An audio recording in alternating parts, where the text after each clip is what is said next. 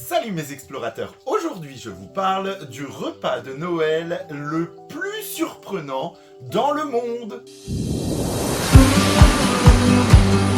Pour remonter à l'origine de cette coutume, on retourne en 1970.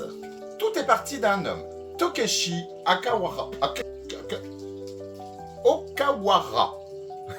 Dans ses jeunes années, il était manager dans l'entreprise KFC. Vous connaissez KFC, on adore KFC. Il écoutait régulièrement ses clients pour améliorer sa restauration.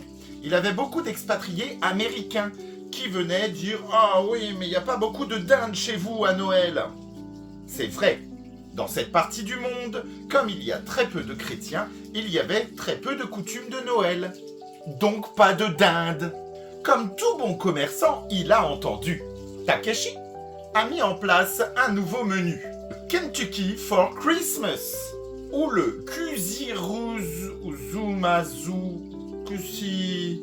Kuzirunatakata. Bref, j'embrasse les Japonais qui nous regardent, se contenter du Kentucky for Christmas. Pour animer tout cela, il met un costume au Colonel Sanders, qui est la figure phare de l'entreprise KFC, et met en place sa grosse publicité. Tout est parti de là. Effet monstrueux. Tout le monde vient manger KFC en cette période. Ce qui existait hier existe encore aujourd'hui. Ce n'est pas moins de 3,6 millions de familles qui mangent KFC le soir du 24 décembre. Ils trouvent ce menu festif et agréable. Nous, en France, nous prenons plus de temps pour la conception du menu. Ce n'est pas forcément leur état d'esprit.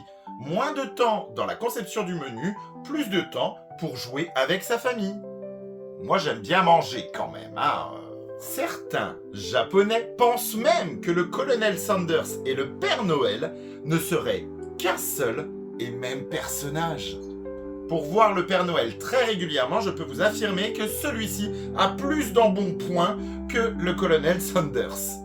Et toi, qu'est-ce que tu aimes manger le soir de Noël? Quelle est ta tradition? Mets-le-nous en commentaire. N'oublie pas, en ce moment, c'est une vidéo, une info par jour sur le thème de Noël.